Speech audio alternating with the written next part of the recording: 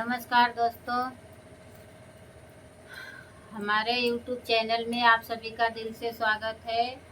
मैं आप लोग के बीच में लाना चाहती हूँ शिव भजन कजरी गीत।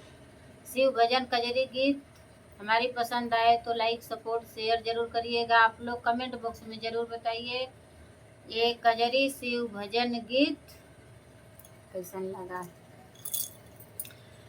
बोलियल चालाया पानी सरनिया में देवघर नगरिया में ना। बोलियल चालाया पानी सरनिया में देवघर नगरिया में ना। तोहर बासा चरई बना दूधवा पियब तोहर बासा चरई बना दूधवा पियब।